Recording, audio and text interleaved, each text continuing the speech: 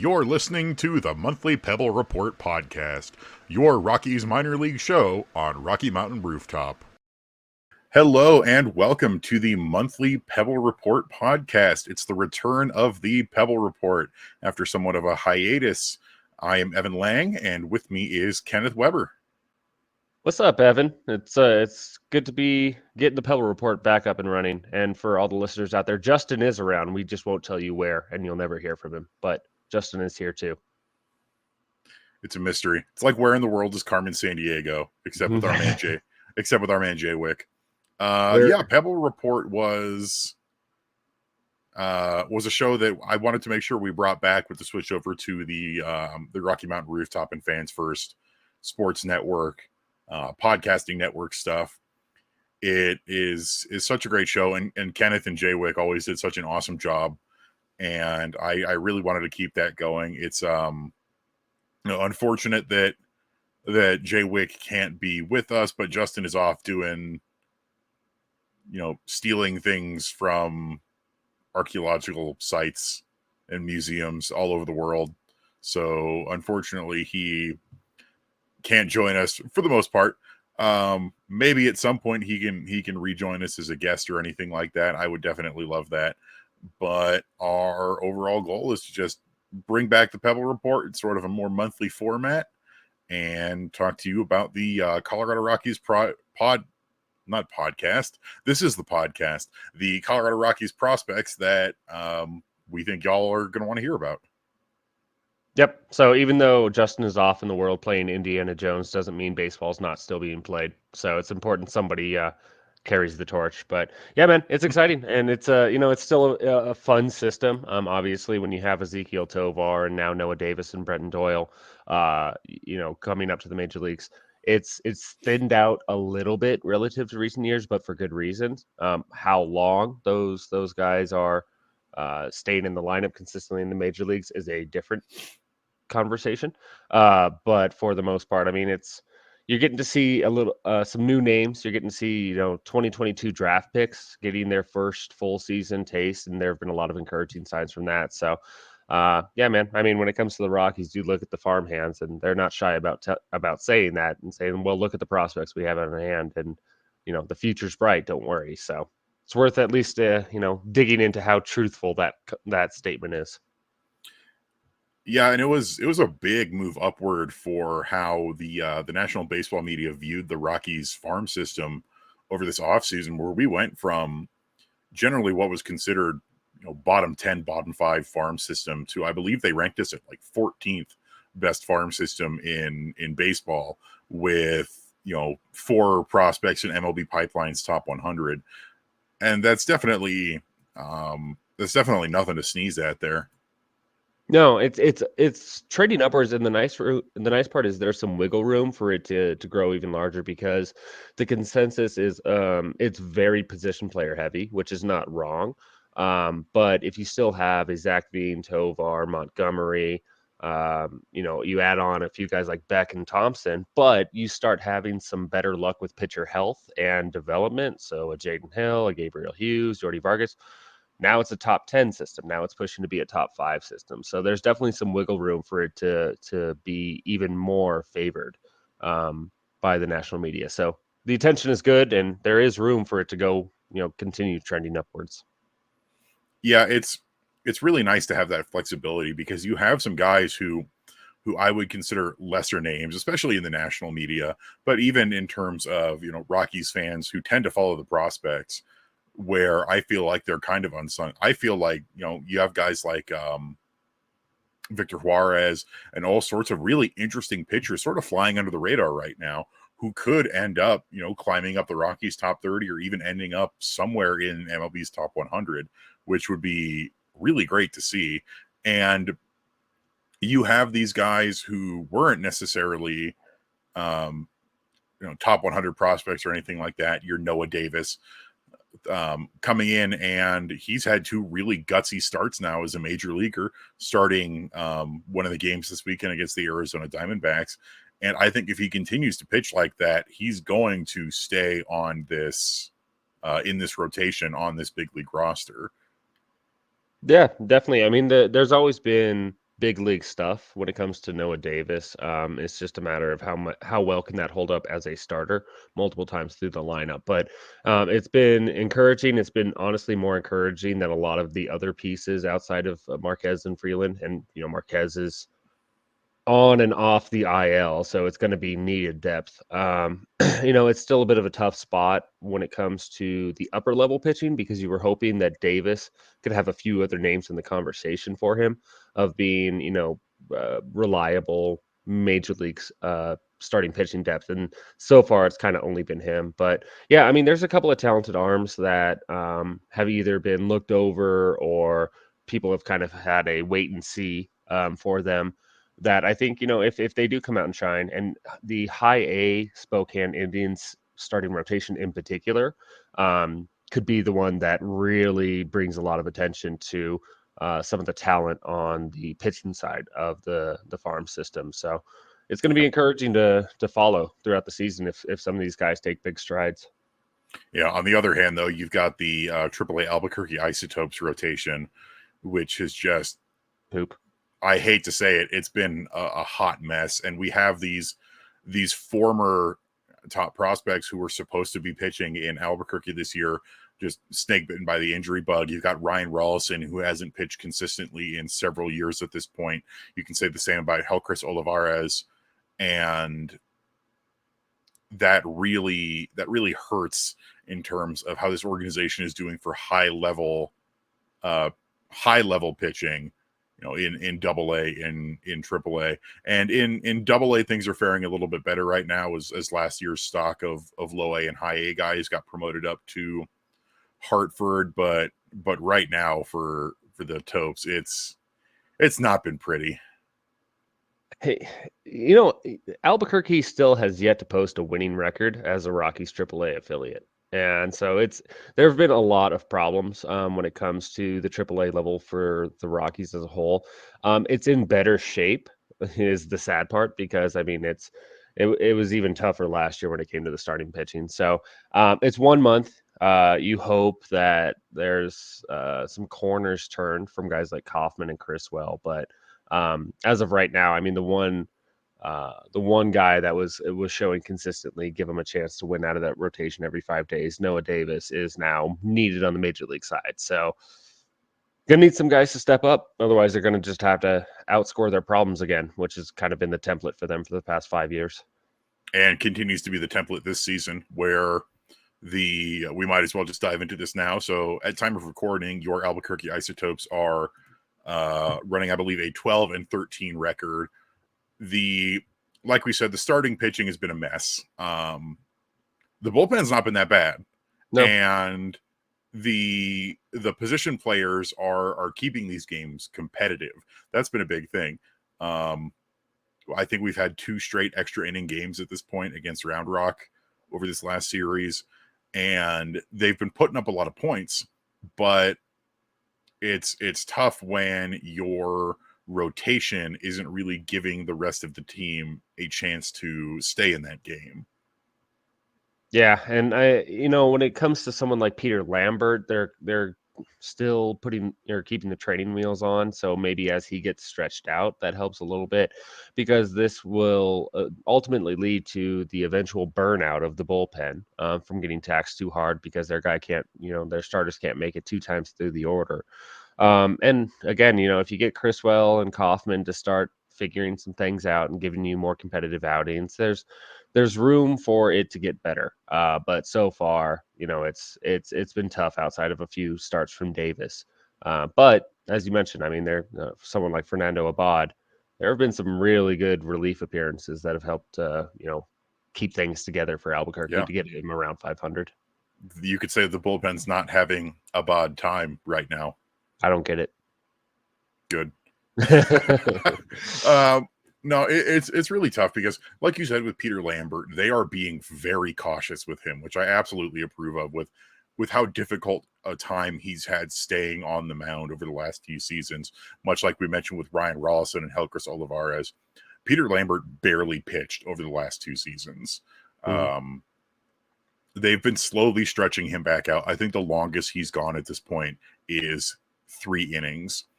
And for that, I really appreciate the cautious approach. But for the rest of the rotation, it's really them needing to try and put things together. Because right now, probably the best start we've had over the last week was Antonio Senzatela in a rehab start.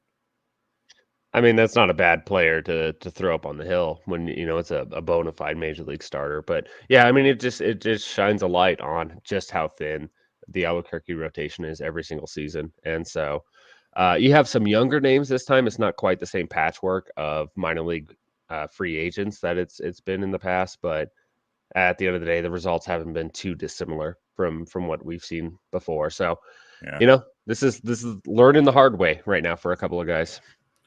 Like last year when was it Zach Lee Hmm. was being Dylan thrown out there Overton. pretty frequently. Yep. Yeah, Um, it's not, and that's not to say there aren't still guys the same way. Matt Koch was a minor league free agent. Criswell came over in a trade. He's a little bit younger, but Phillips Valdez, another minor league free agent guy. So, Matt uh, Caraciti. yeah, Logan Allen might end up getting, some more starts along the way. So it's it's not to say it's not, but that's not uncommon for AAA either. Yeah, These are the guys that's who where have you're hung going to in have the there. most, I think, veteran minor league filler in terms of guys who you think you can call up if you need the depth because they've got big league experience, or guys who you think are going to be able to be good assets to your younger guys on that minor league team. And some of them aren't that old. Like Logan Allen is, it's funny that we can call him a minor league veteran, but he's only 25. No, but I mean he kind of reached that weird point where it's like, okay, we assume you crossed the line and you're now a bona fide major leaguer every day, but then it kind of gets stuck in purgatory where you're no longer a prospect, but you can't quite crack a consistent major league job. And so that's where journeyman starts to come around. And so when you have a couple of different organizations in, a 2-3 year span, yeah, that gets you veteran status very quickly. Yeah, and for the Isotopes, it really is more of a focus on the position players in terms of how they've been hitting. Uh, the Isotopes have been hitting really well this year. They've had a couple games where the offense didn't really show up. Notably in this series against Round Rock, has some of the offense has not been as ideal. Lots of strikeouts this season, which I'm not thrilled with. The Isotopes as a team already have 263 strikeouts, which is a lot. But then they're doing okay. So like they've got a team OPS of 820 right now, and they're hitting plenty of home runs still. They're getting plenty of extra bases. It really is the strikeouts, I think, that have been the major issue for that offense.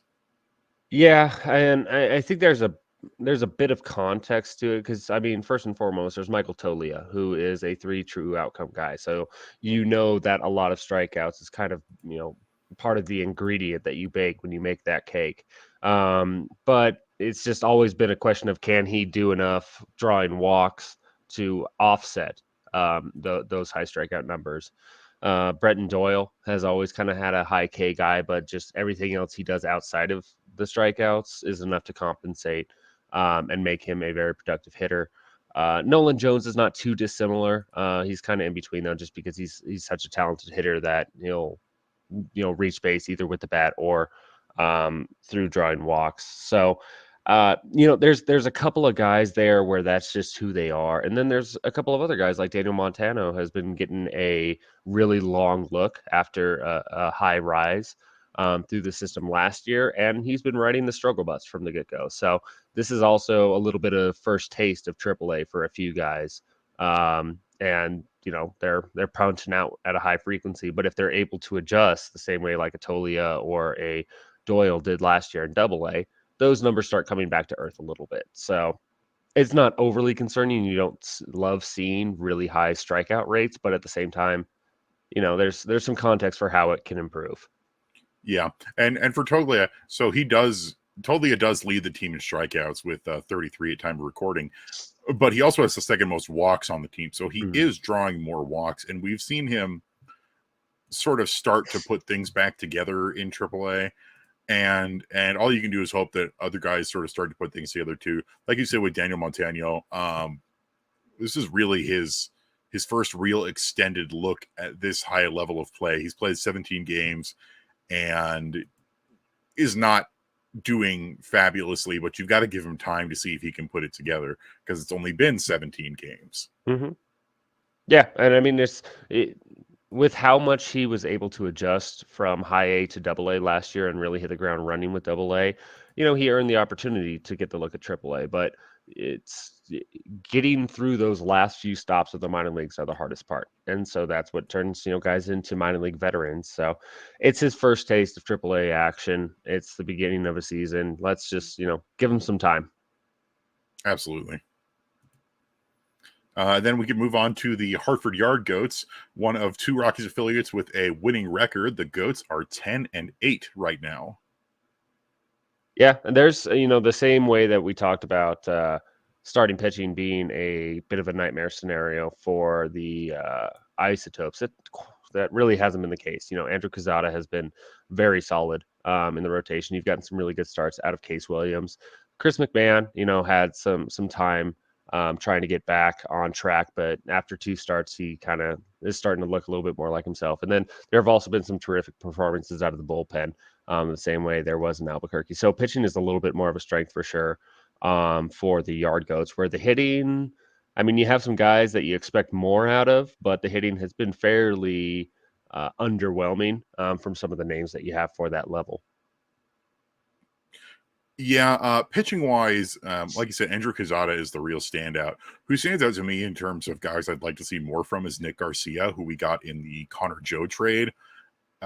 He's just not had a great start with the Yard Goats. So I believe this is his first real dose of double A baseball. I think he only reached as far as high A Greensboro when he was with Pittsburgh. So I'm going to give him time to adjust, though. I'd like to see more than a 10 ERA and 3 starts from him with only 9 innings of work. But all you can really do is sort of wait and see for him. The hitting, like you said, is where there's a bit more of an underperformance. Team OPS of just 723 right now. They're not really hitting for a lot of power. They're not getting that many extra base hits. And the strikeouts are definitely not as high as they are in AAA Albuquerque, though you do have some guys who are definitely high strikeout guys. Grant Levine is a high strikeout guy. That's just, who he profiles as is a hitter. But I definitely like to see some of these guys performing a little bit better, especially, and we'll talk about them a little bit later, guys like Zach Veen and Warming Bernabel. But then you've got some guys who are doing really, really well, like your Grant Levine and your Hunter Goodman and Vladimir Restituyo, who I don't think anyone was expecting this torrid of a performance from him coming out of the gate. I'm not overly surprised, to be honest. Restituyo is somebody that has been a little overshadowed just from some of the outfield talent that's been accumulated in the system over the past couple of years, but he's been a very consistent performer at the A-ball levels in the past 2 years. To see him take to double A so quickly, I think is maybe the bit of the surprise. And there's a bit of Carreras in there where it's like, okay, he has to do it all with the bat because he is like allergic to walking or something. But otherwise he's showing that he has the talent to succeed at the upper levels, and he's showing it pretty early. So it's encouraging, and it's not a total surprise given, his track record at the A-ball levels the past 2 years. Yeah, I can't say I saw him. Granted, there's not a whole lot of home runs to go around in the Hartford lineup, but I can't say I saw him being one of the top home run hitters and RBI hitters for the team this early on. No, but I mean, at the same time, it's a little bit limited on just the power potential in that lineup. You look at Hunter Goodman, and obviously it stands out. He might have the biggest or the best pure raw power in the system. But Levine, and Romo are not the high home run guys that maybe you envisioned they could be. Veen especially, and Levine has always been a contact first baseman profile, so it's a bit unorthodox. Bernabel fits a little bit more into that conversation of some pop, but this isn't exactly a lineup that's meant to be having multiple 20 home run guys. Yeah, and it's very much. Correct me if I'm wrong here, but I feel like this year's Hartford lineup to start is very much transitionary, where I think a decent number of these guys are expected to not be in Hartford for the season, and we're definitely going to see some guys get called up from Spokane at some point to change around that roster. I agree for the most part, at least on how that plan goes. It starts with Zach Veen just because this is him repeating the AA level, and you expect him to graduate at some point. Bernabel, Warming Bernabel, I think is someone who could stick around for the entire year. Carreras surely seems like he could fill a hole in AAA, especially since he got some big league camp time in spring training.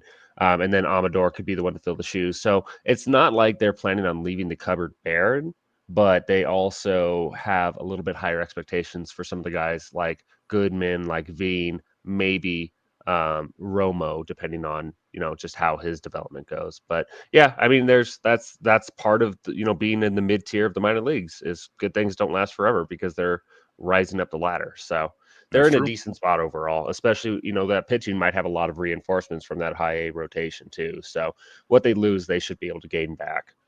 Yeah, and there's still even though I like to say that in minor league, the actual results of the games are less important than individual player performances. Sort of the opposite of how big leagues go. Like you Yeah. still want to see your team win, and it's great that the Yard Goats have a winning record at this time. But you're much more honed in on how the individual guys are doing. You are, and I think we can flip it a little bit, and we can touch maybe on some of the guys that are um, driving some worry because it really starts in the AA level with Zach Veen, Romo, and Bernabel. Veen right now is hitting 160, 276, 260, one home run, 8 walks. He's 6 for 6 on stolen bases, which is nice, but an OPS just north of 5 is you expect a lot more out of Zach Veen, especially in repeating AA. Romo's gotten off to a bit of a slow start as well, kind of hanging around that same 520 OPS line, and Bernabel has not really shown that he's taken to AA well. It's a lot of a repeat from his Arizona Fall League performance. So just on that hitting core alone, what's the level of concern on some of those bats in AA for you? Veen is tricky because, like you said, he is repeating AA, and we've talked about this a little bit in our writers' room, where it sort of feels like it's a combination of one, he had such a killer spring, and the expectations are so high that there's no doubt that he's probably pressing at least a little bit to try and live up to those expectations.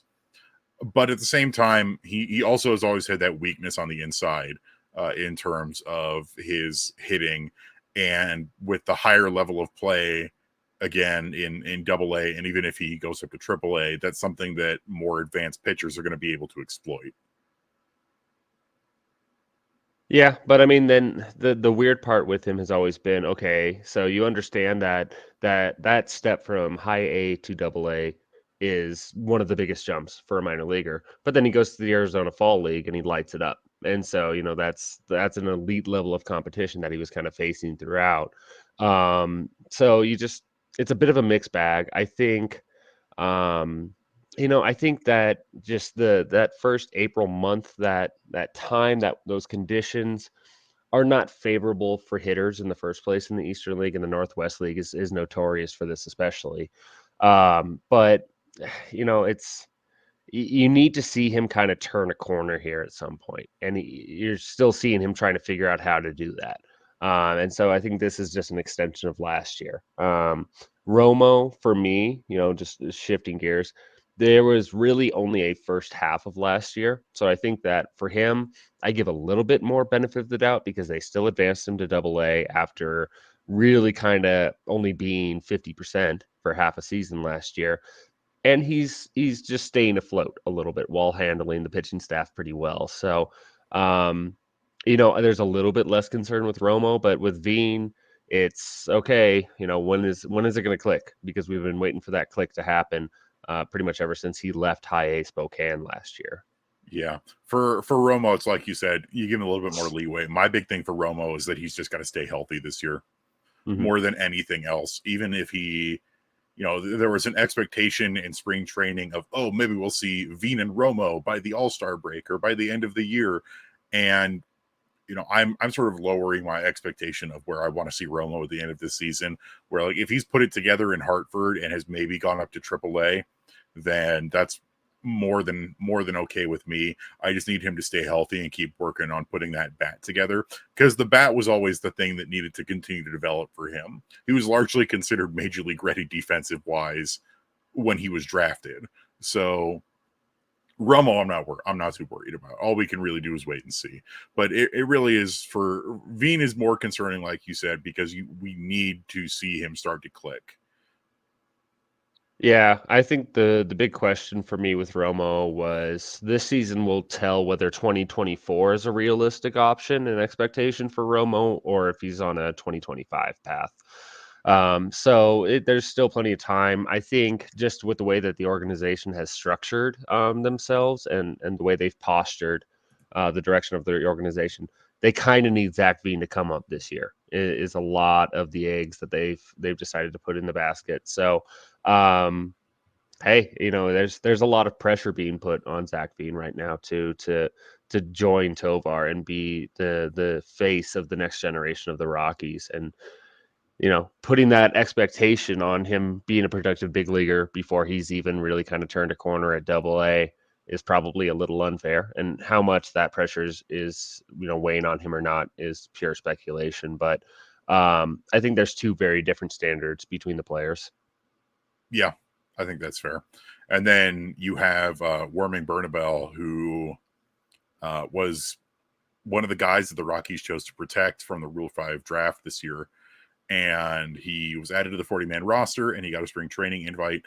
But we've really just seen a continuation of how he did in the Arizona Fall League last year, where he struggled in the Arizona Fall League. He did not have a particularly good spring training with the big league camp, and he's not off to a particularly great start here in Hartford.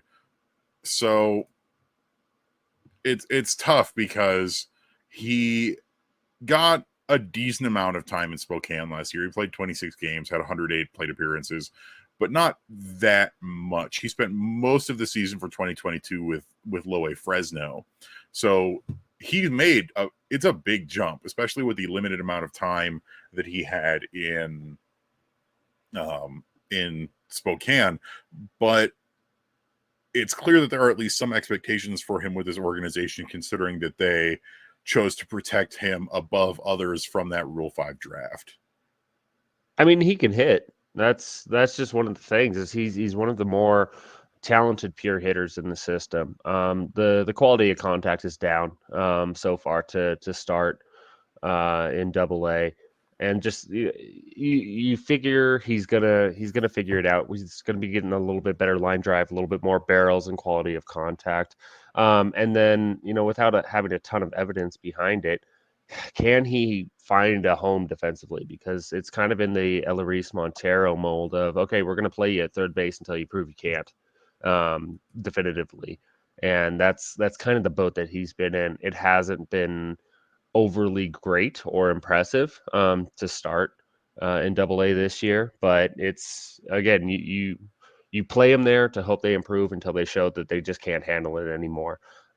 So there's a lot of high risk, high reward when it comes to Bernable.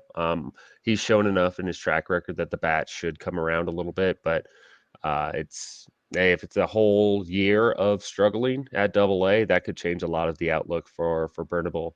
In the Rockies' long term plans. Yeah, and last year he had 20 errors at third base across both Spokane and Fresno. Correct me if I'm wrong. He was originally drafted as a second, or not drafted, but signed internationally as a second baseman. Correct? I mean, he got one game in rookie ball. And so no, I mean it was a pretty quick transition to third base. So yeah, there was some hope that he could be an up the middle guy, but that the realization dawned on the organization pretty soon, and they moved him to the corner. Gotcha. Audio listeners, we're going to take a really quick ad break. Don't go anywhere, and we'll be right back. Move on to talk about the Spokane Indians. All right. Thanks for sticking around with us with that ad break. We're going to move on here, talk about the 8-8 Spokane Indians, the High A affiliate. Their opening series against Vancouver was rained out, so that they've played a little bit less than some of the other affiliates. But overall, High A is one of the more interesting levels, I think, for the Rockies this year. Just a lot of really interesting talent on both sides of the ball. Adele Amador is finally starting to come back after he spent the beginning of the season with the injury. You've got guys like Sterling Thompson, Sterling Thompson, Benny Montgomery, and Braxton Fulford, as well as Yanquiel Fernandez. And then pitching, you've got a lot of really interesting guys down there, especially Gabriel Hughes, Jaden Hill, and a handful of other names. What are your thoughts so far on how this High A team is composed?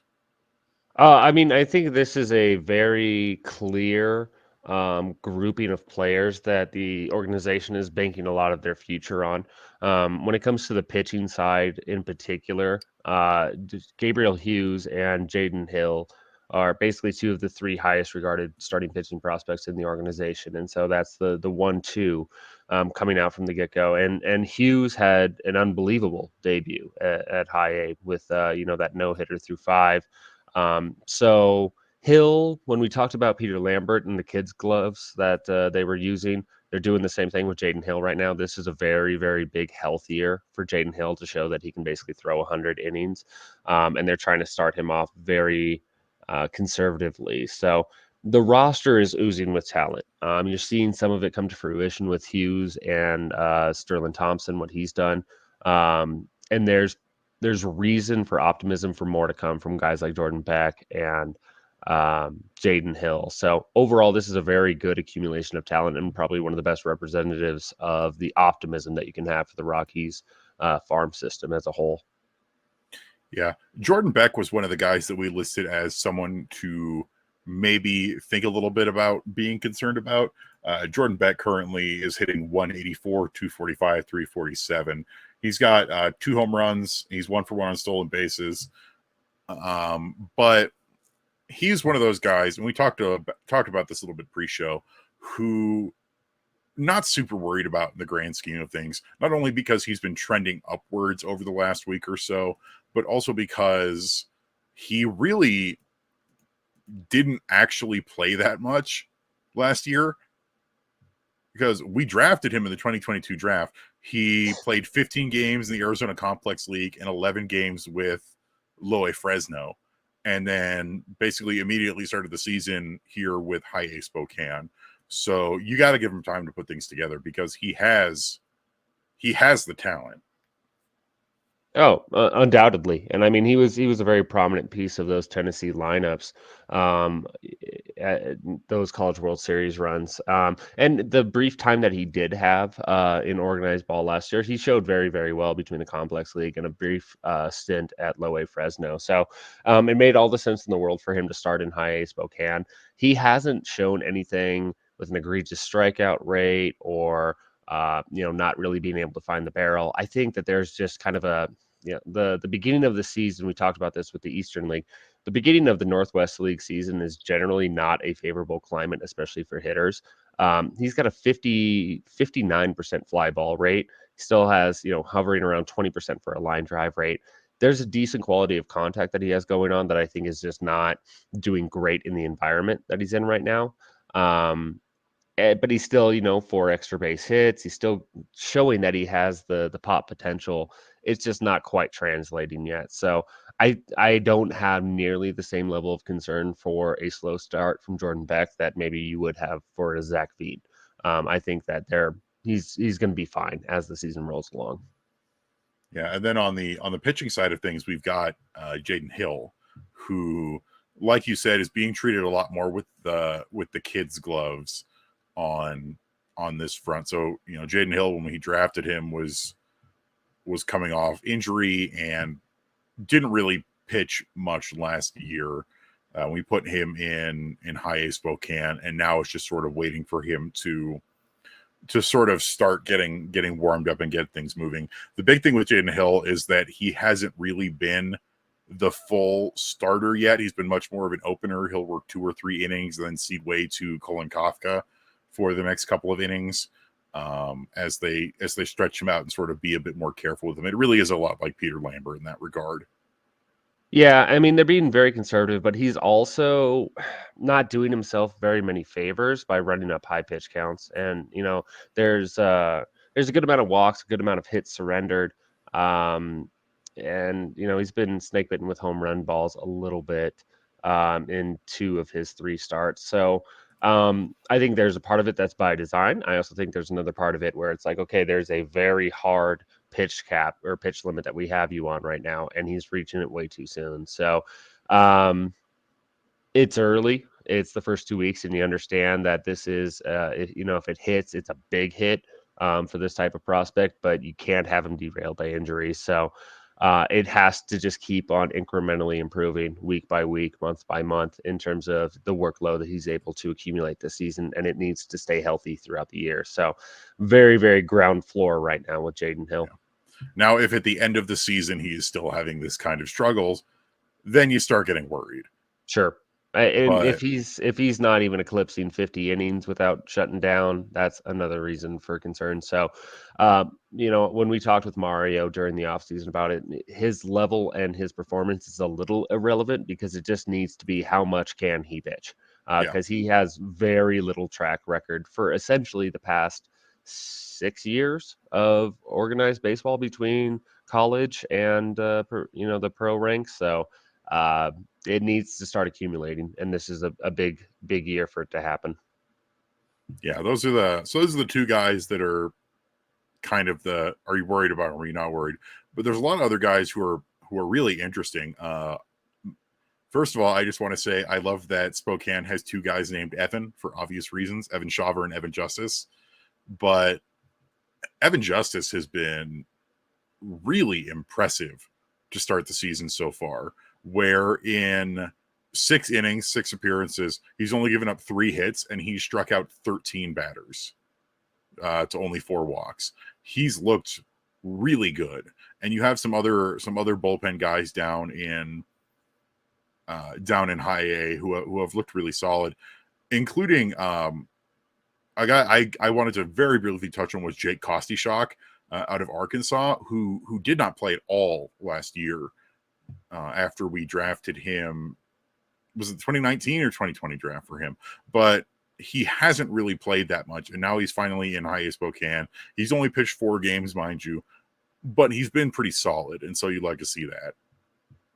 Yeah, I mean that's the Rockies have taken a bit of a weird turn in recent years of being able to start making more out of under the radar or maybe some forgotten talented arms, and I think Dugan Darnell is the face of that. But yeah, he was a 2019 draft pick to answer the question. He has been impressive in his return back to the mound. And then Justice, as you mentioned, has been just as lights out. So there's a couple of arms that are making transitions into this system, either getting back on the mound for the first time or moving from the rotation to the bullpen with encouraging results. And so that's something that I feel like they haven't done as well in recent years. I think they've just been a little bit more fodder when it comes to bullpen guys throughout different levels in the past. So it's a little bit more encouraging on the relief pitching development as a whole, and I think Kostichak is a good representation of that. And then with that rotation, I'm fairly pleased with what we've seen from the rotation. We talked a little bit about Gabriel Hughes and Jaden Hill, but my guy in the Spokane rotation has got to be Victor Juarez, who is 19 years old.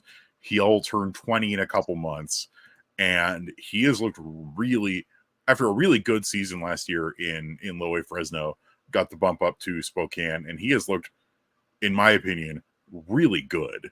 In 15.2 innings, he's got 16 strikeouts to just 4 walks. He's only given up 1 home run and only given up 5 earned runs. So he's got that ERA of 2.87 in 3 starts. And I feel like people don't really talk enough about Victor Juarez. I wrote about him a little bit last season, that I feel like more people should be talking about this super young pitcher who has been really good. Yeah, no, and the age I think is the biggest draw to Juarez right away. The fact that he was promoted over the complex league and went straight to full season ball to start the 2022 season was telling of just how advanced he is, and the fact that he's pretty much made a pretty seamless jump between low A and high A while being generally 3 years younger than everybody else is very impressive. 3 to 4 years younger. Um, you I think the I think that fans have been burnt a little bit on young guys exceeding very quickly, and then they're not heard from again. Olivares is kind of the poster child for that recently. While he also had a little bit more mega stuff and control issues, so you saw the upside, whereas Juarez is a lot more of a polished product at a much younger age. So it feels like a safer bet. But I think there's just some trepidation when it comes to somebody like that because it's pitching prospects as a whole. For every five that you have, one of them makes it, type of thing. And so that's just the nature of it. But Juarez so far has checked every box as a potential major league piece at a very young age. So he's somebody that absolutely deserves kind of the rosy colored glasses because of the way he's performed to this point. Who would you say your favorite guy in high A is right now? I mean, there's the upside of Hughes and Hill, and that's just nothing to sneeze at. I think somebody that has been a bit surprising after a disappointing 2022 season at low A is Brian Castillo. He's performed pretty well in 2 starts. There's still some wrinkles that need to be ironed out.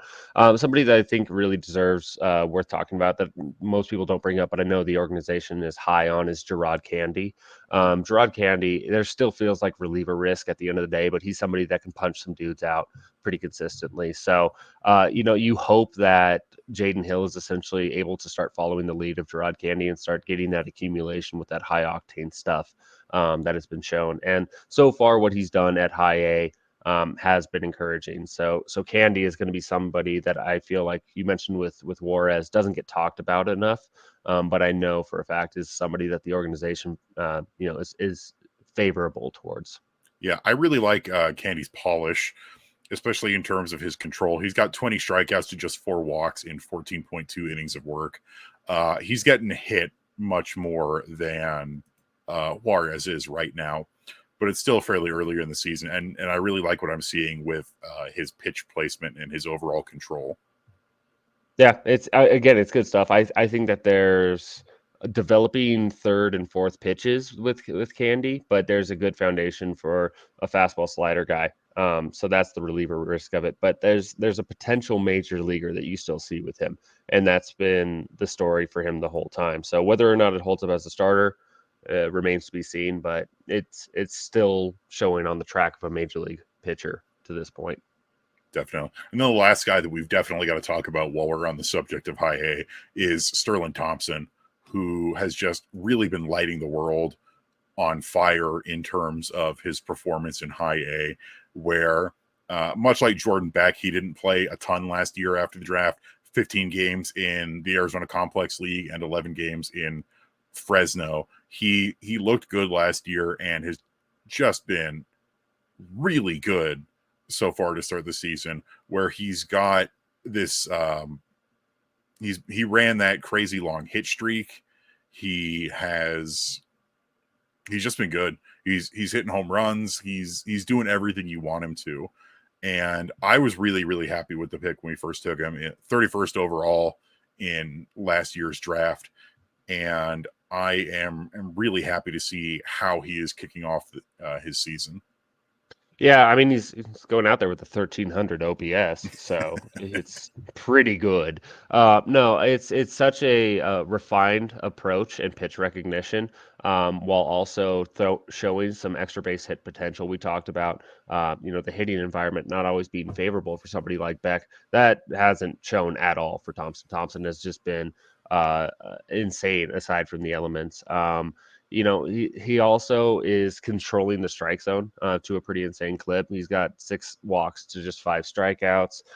Great back control, great pitch recognition, high extra base hit potential in the bat. Everything that you would hope for a hitting prospect is what Thompson has shown to this point. So I think it's very easy to say he has been the most impressive hitter in the Rockies system to start the season. And then the only thing that came with Thompson was what's the home defensively. And I think the issue is forced a little bit with just how much outfield depth there is in high A Spokane. He's been fine at third base. It's not the same level of concern that you would have for somebody like a Warming Burnable.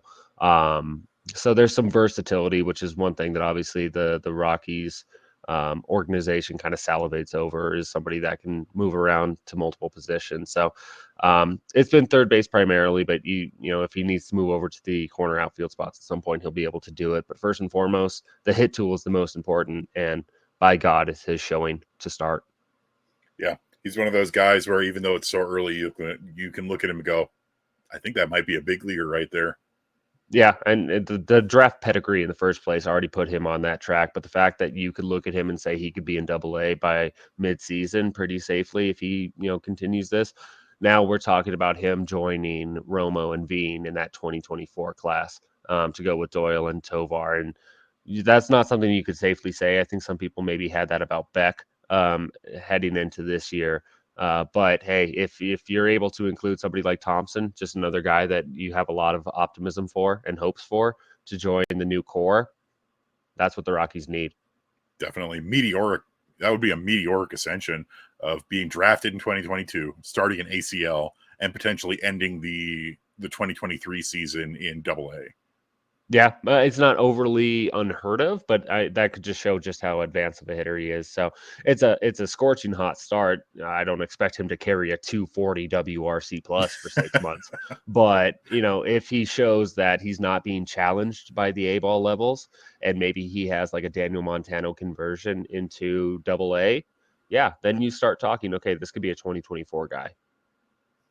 Which would be great to see. But overall, I think, and it's a bummer because Spokane is the hardest team to actually watch. They have the fewest televised games that you can watch on MLB TV and stuff like that, because they're a fun team right now, and there's so many interesting guys on that team, and it's kind of a shame of how little you actually get to see of these players if you're not going there in person. Yeah. And Spokane does a good job, and I know that surrounding area from that western Idaho. There's a large expanse of Spokane where there's a lot of favorable fans. Um, the visibility has gotten a little bit better for minor league baseball as a whole, but it's still not great. So this is maybe some more eyes will get on them as they go up to Double A. One other guy that I want to hit on real quick while we're talking about high A Spokane. Braxton Fulford has been, easily the best catcher for the organization to start the season. He got Northwest Player of the Week league honors, I think the first week of the season. But overall, for a guy similar to Romo, where he was viewed as a solid defensive first catcher, let's see if he can hit. He's got a 381, 451, 667 slash line in his first month of the season at a new level at high A. Also showing a little bit more power than you would expect with 3 home runs and 6 total extra base hits. So, for a position that the Rockies have punted on notoriously throughout their history, if you have Fulford, if you have Drew Romo, if you have maybe a guy like Cody Huff can follow in Fulford's footsteps, there's a little bit more depth to the catching situation as the years have gone on, and Fulford is a big hit and a big part of that conversation. Yeah, for sure. And we saw a little bit of his power potential last year in Fresno, where he had 15 home runs. But in 2021 with the Arizona Complex League, and last year with the Arizona Fall League, he didn't have any home runs. He had very few extra bases, extra base hits. He only had 4 doubles in 2021 and 2 in 2022 with the Arizona Fall League, and was not much of a power guy in college outside of his senior year, where he hit 14 home runs. He had never hit more than 4 in any of his previous seasons. But I would definitely agree, he's the best catcher in the organization in the month of April. And we'll do our players of the month here in a little bit, but and this is another one where you can't expect him to keep having a 1.166 OPS forever, but if he can at least stay consistent, then that really says a lot for the improving catching depth in this organization. Because, like you said, that's always been kind of an issue, and it still is an issue in AAA. Yeah. But the lower you get, the more catchers you have. And unfortunately, it's like in AAA, Willie McIver got hurt to start the season. Nobody really expected that. He was expected to be the primary catcher. In AA, you've got Romo, who are waiting to really put it together. But in Spokane, you've got Braxton Fulford, who's just been really, really good. Yeah, I mean it's a pleasant surprise, especially for somebody that can stick behind the plate. So that's one of those where if there's something more with the bat, and somebody we'll talk about here in a moment with Low A Fresno is Ryan Ritter, and it's the same concept where okay, you feel good about them defensively, but if they're also able to show that they're a better hitter than maybe what you expected when you got them, and you got them at a lower draft position because there were such big question marks around the bat, well, that makes a huge difference in the world if they start hitting like, a supplemental round pick versus a 4th round, 5th round, 6th, 7th, 8th round pick, which is where they would slide to. So it's one of those things where you talk about depth in the system. You have to be able to start hitting on lower level picks, and the Rockies were absent from that field for a very long time. But maybe somebody like Ritter, like Fulford, starts changing that narrative. Definitely. And speaking of Ritter, we might as well just roll right along into Low A Fresno, the other team in the Rockies minor league system with a winning record here. They are 11-8 currently to kick off the minor league season. And we might as well just start talking about Ryan Ritter, who sort of struggled for the first part of the season, then this last week and week before has really, really been picking up, where he went hitless for the first few games, and then all of a sudden he's found this really solid swing, where all of a sudden he's got 5 home runs. And Ritter was not particularly a power hitter in college or anything like that, but rather was another one of those defense first prospects that were drafted. Yeah, the glove was by far the calling card for him. But then he showed up and he hit very well in the complex league in his pro debut last year. So you're like, okay, well maybe there is something there. He goes hitless in his first 3 games, and then he immediately goes on to a 12-game hitting streak, and he's hit safely in 13 of his 14 in that span too. He had 3 home runs in 4 games, 4 in 6 games. So the power potential might be something that is definitely unexpected, but just the hit tool as a whole, if there's a little bit more pop in that bat, if there's a little bit more consistency in that bat, then you start feeling like instead of this being a possible utility infielder, maybe this is a major league starter type of guy. It's very early on to be saying that, but hey, if he shows that the A ball levels are not much of a challenge over the course of the 2023 season, there might be a lot more on the Rockies' hands than maybe people originally expected when they drafted Ritter as just kind of a polished glove out of Kentucky. Definitely. And it's nice to see Ritter really having that success at the plate, because I view Fresno right now as having, it's tough to tell because it's so early on, but they don't have really the same level of excitement to me in terms of their hitters as Spokane and Albuquerque and stuff like that. They have some interesting guys, but then you have some repeats from last year, like EJ Andrews Jr. and Robbie Martin Jr. Yanquiel Fernandez started down there just to sort of get a tune-up for his promotion to Spokane. But are there any other, hitters, position players down in Fresno that are someone you were really keeping an eye on? I think Jesus Bugarin, or I'm not quite sure how to say his last name. I think it's Bugarin. Is a talented international draft pick, or an international signing that could click. It's a bit of a slow start right now, and I think the same applies to Bryant Betancourt. Betancourt is a little bit more in the mold of Hunter Goodman, and let's see if he can actually stick a catcher or not. But I think that's somebody. Those are two bats that could break out along the way. And then there's just a few 2022 draft picks that the organization might be a little bit higher on, and see more upside on in Skylar Messinger and Parker Kelly. We'll see. I know that's somebody that they kind of went out of their way to show that they had a favor towards. But it's, after 2020, there was kind of a logjam on the amount of talent moving from the rookie ball ranks, which no longer existed, to the full season ranks, and also having to do it in a new format and after a year off. So I think a lot of people as a whole were spoiled by just the amount of talent that was coming in over the last two leagues. And now there's a bit of a course correction where it's starting to slow down a little bit more. And this Fresno team is no different, but that doesn't mean there's not talent. You can see Ritter, you can see Bugarin, you can see Betancourt kind of being a core for that offense this year. It's just maybe not quite on the same ceiling as like an Adele Amador and a Ezekiel Tovar, which is what you saw the last 2 years. Yeah, and guys like Cody Huff as well. Really, what it is for me is in Fresno is the pitching right now. A lot of really interesting and talented young arms. Blake Adams in the Fresno rotation has been crazy good, posting a 1.06 ERA over 3 starts and 17 innings. 0 home runs allowed, 20 strikeouts to just 2 walks. He's got a whip of just .824.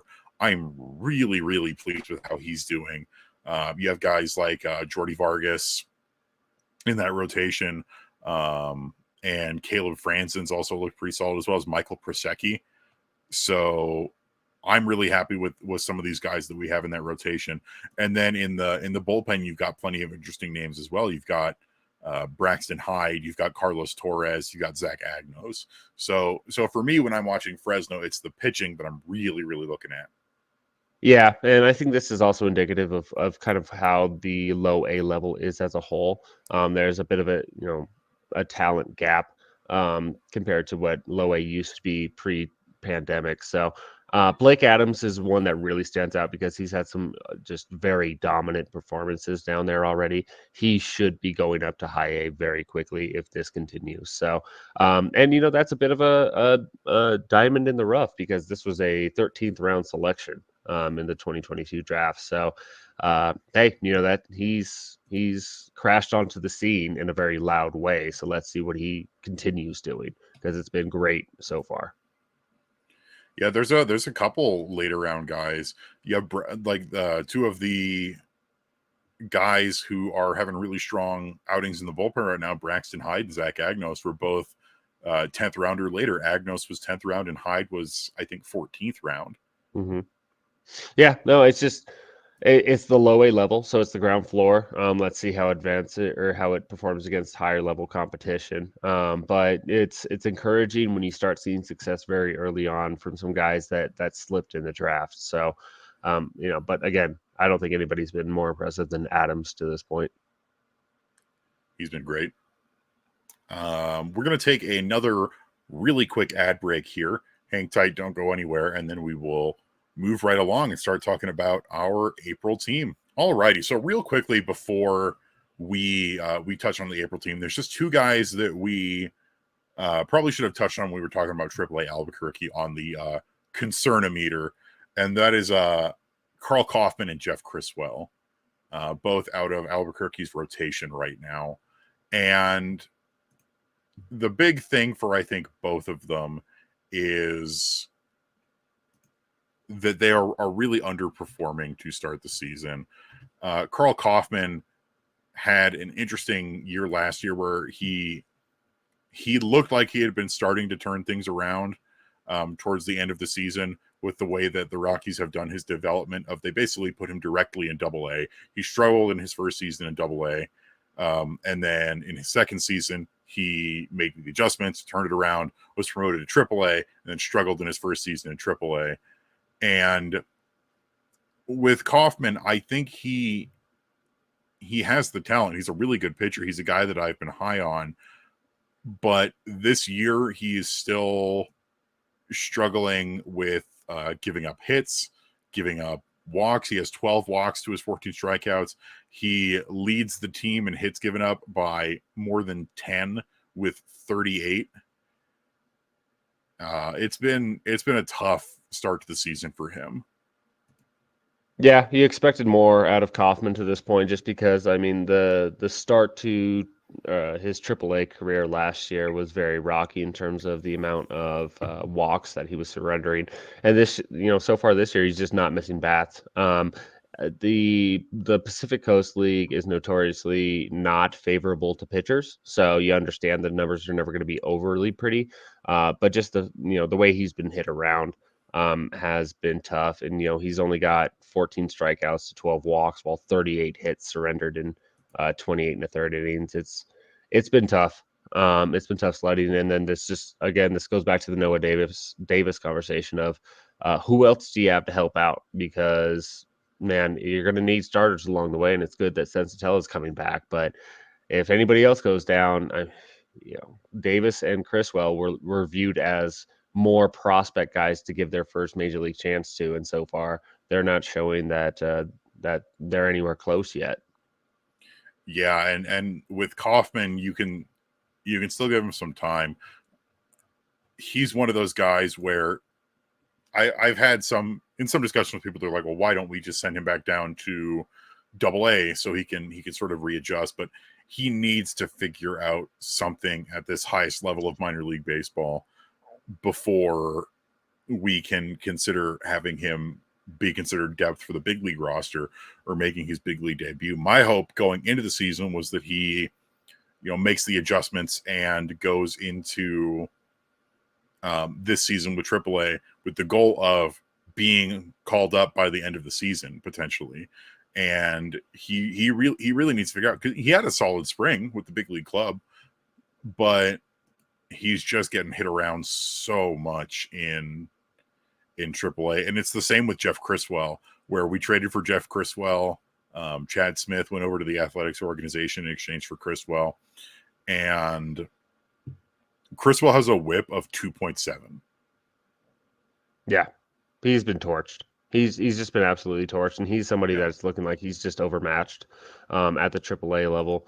He had an okay, debut out of the bullpen, but his 3 starts since, he can't even get through the first time through the order without being just roughed up pretty hard. So, I think a lot of people were optimistic on the type of profile that Criswell has.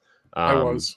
Yeah, and it's just it hasn't translated yet. That's not to say that it can't, but it definitely has not translated yet. So I think a lot of momentum that Criswell had coming into the season has hit the brakes pretty hard so far.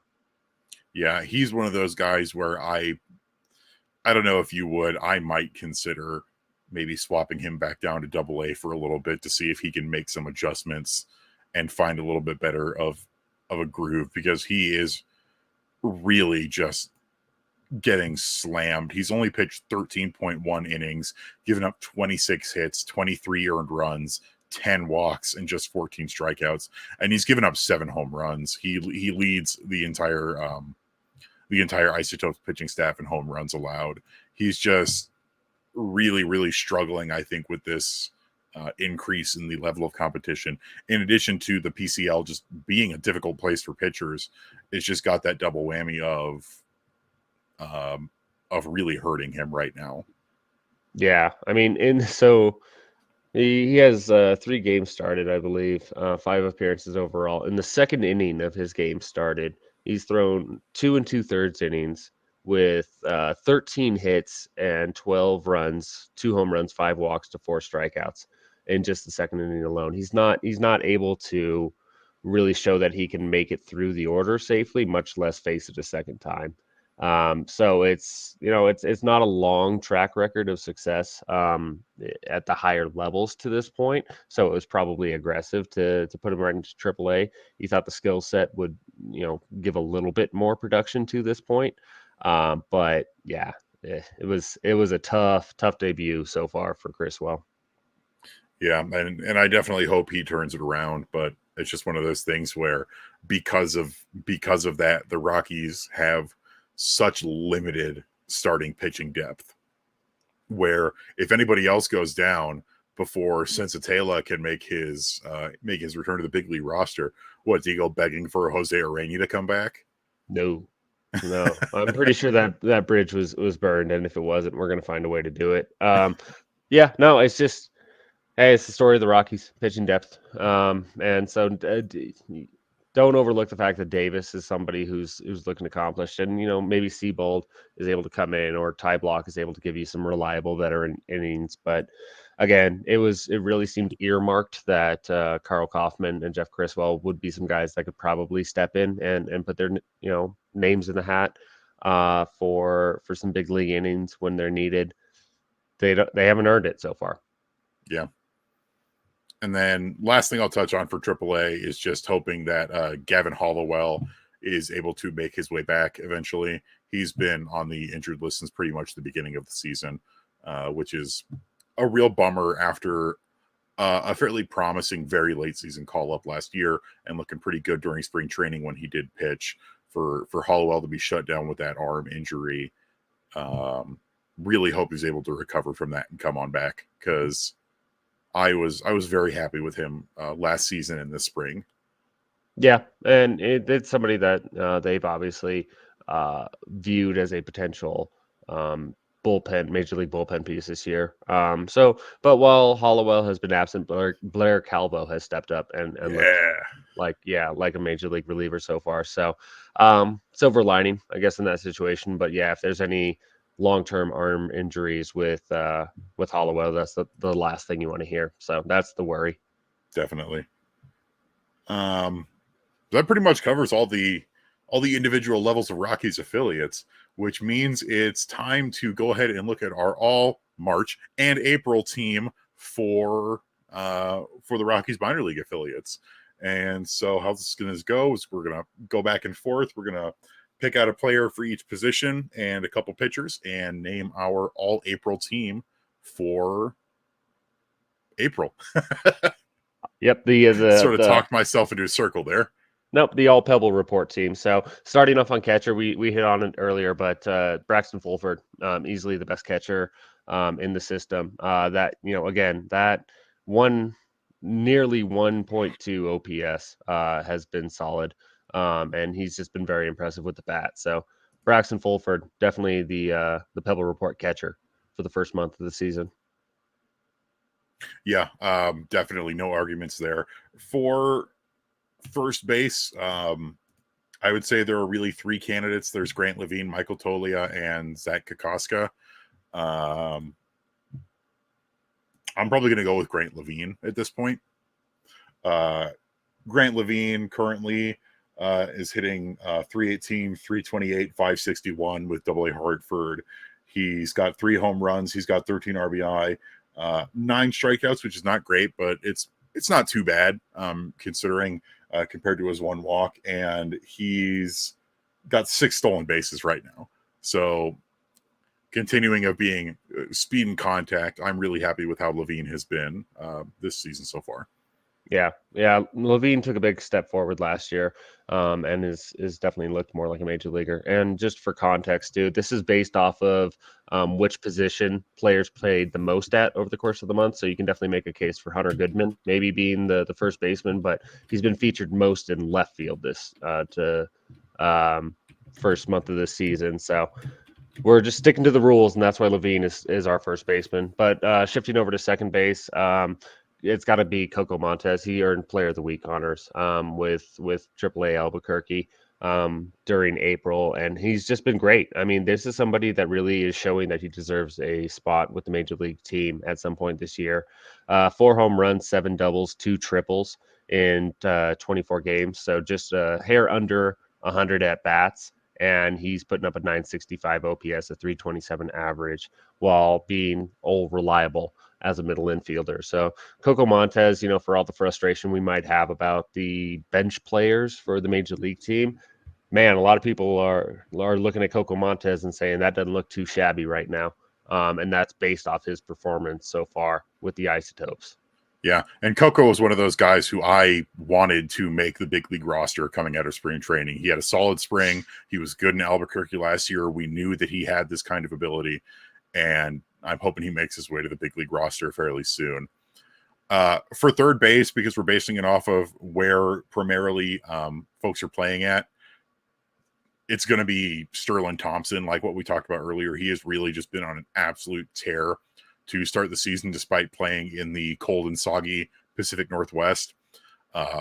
He's got the power, he's got the contact, he's doing pretty much everything right while playing a solid third base. Though we'll give the honorable mention to Nolan Jones, who has also been really, really good to start the season. Jones already has 8 home runs. He has made a lot of really good contact while shuffling between right field, left field, third base, and center field for the first time with the Isotopes. And then also Aaron Schunk has been very good at third base. But you got to give it to Sterling Thompson with the just absolute on fire start that he's had.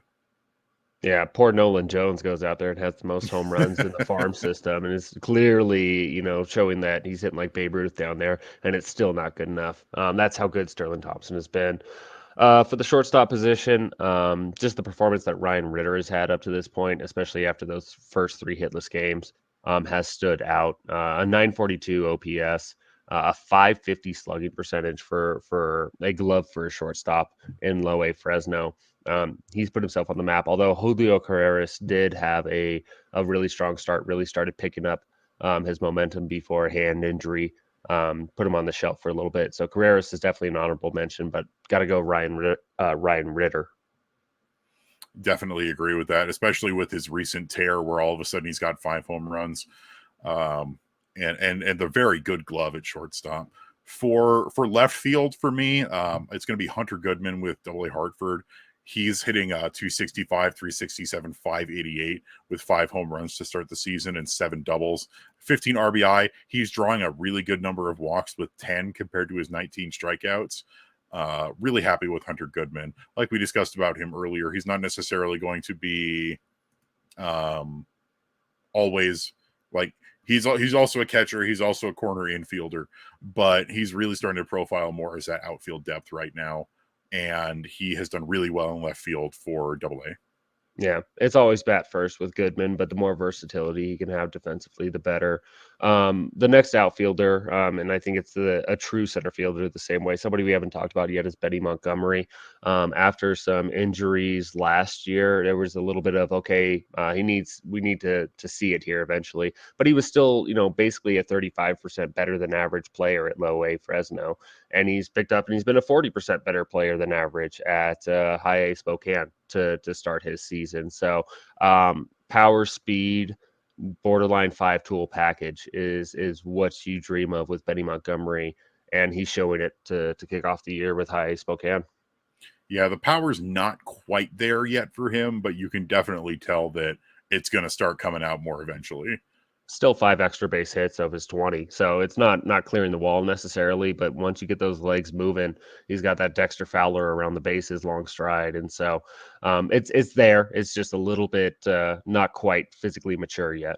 Yeah, and then shout out center fielders, both in AAA, Jimmy Herron and Brenton Doyle. Doyle obviously just got called up to the show after a really, really strong start in AAA. And Jimmy Herron has been a really pleasant surprise for me. I've always liked Jimmy Herron as a player, but he's definitely been better this season. And then also, we talked about him a little bit earlier, Vladimir Restituyo down in AA Hartford. But for right field, we really only have the one candidate, and that's going to be Yanquiel Fernandez with High A Spokane, hitting 259, 281, 407. He has 1 home run and 5 doubles with 8 RBI. He doesn't have as big of a resume at High A yet because he started the season in Low A, just sort of get a tune-up and get ready to go for the season. But in an organization right now that I would say doesn't have a ton of right field depth, Yanquiel Fernandez has been good. Yeah, and we'll see how like Jordan Beck advances as the season goes along. But somebody, with the stockpiling of outfielders that the organization has done in recent years, a lot of people look at Yanquiel Fernandez as having some of the best pure power skills of anybody in the organization. So definitely somebody we got to be watching. On the pitching side, nobody has performed better than Andrew Quezada for Double A Hartford. He's got a 1.2 ERA in 4 games started. Limited the opposition to 13 hits and 15 innings. So some quick innings along the way. 14 strikeouts to 6 walks. It's been a very, very sturdy performance for Quezada, who I believe had the most wins in the organization of any affiliate last year. So pick it up where he left off this year. For one of my starters, we talked about him earlier. You've of course got to go with Blake Adams and Loe Fresno. That 1.06 ERA in 3 starts, where he has just looked absolutely dominant in some of those starts. Yeah, it's been impressive. I want to shift gears here a little bit on the bullpen side. There's a lot of really good performances from the bullpen, but one that is very curious to me is Mitchell Kilkenny with Double A Hartford. This was somebody that was a starter up to this point in his career, and they look like they're converting him to the bullpen full time, and the results have been good. 4 games out of the pen, 0.93 ERA, so just 1 run in 9 2/3 innings. It's not an overwhelming profile, but I think it's somebody that they're shifting gears on a little bit, and it's been a successful transition. So that's somebody I'm going to be keeping an eye on, is how Kilkenny advances as a reliever moving forward. Definitely. And for me, for relievers, it's got to be Evan Justice, who didn't really pitch in 2022 due to injury and has come out of the gate here looking really good for High A Spokane. He's just racking up the strikeouts, not really giving up a lot of contact, not giving up walks, just strikeout. Yeah. No, it's been impressive, and like we said, there have been a lot of really good performances from relievers across the system. So pitching, at least on the bullpen side, is in a really good state right now for the Rockies. Definitely. Any other honorable mentions from this rotation to the bullpens that you want to bring up before we head on out of here? Keep an eye on Blair Calvo, just for people who haven't paid enough attention or seen him quite so much, because he hasn't been a big league piece yet. He's starting to really seem like he's next in line. And then our dude Dugan Darnell, he's doing it again in Double A. So a couple of names to just let's keep an eye on them, see how they perform as the season goes along. How can you not love Dugan Darnell? And then my 2 guys who I'd say to keep an eye on are Zach Agnos, who was a 2-way player in college and has been converted solely to bullpen pitcher for the Rockies organization, has looked very solid so far. And then, of course, as we talked about earlier, is Victor Suarez, who's been just so good out of that High A Spokane rotation. Yep. Lots of things to look forward to with this minor league season for sure. Definitely. Well, we want to thank you for coming and joining us on our first monthly Pebble report of the 2023 season. We're going to try and have one of these for you at the end / beginning of every month. So keep an eye out for that. And Kenneth, where can the folks find you at? You can find me at Purple Row on the website every Monday. Every Monday have my rock piles coming out and the Pebble report. And then you can find me on Twitter at KDub1988. Excellent. You can find me on Twitter at Evan_Lang27. I'd love to hear from you. You can also hit us up on the Rocky Mountain Rooftop Twitter account, which is at Rocky Mountain Rooftop. That's ROCKYMTN Rooftop. And then you can also find me on Purple Row doing the Thursday Rock Piles. Always try and get out some good stuff there for you. But yeah, once again, thanks for coming and joining us on the monthly Pebble Report podcast. We will see you next week or next month. Farewell. Oh.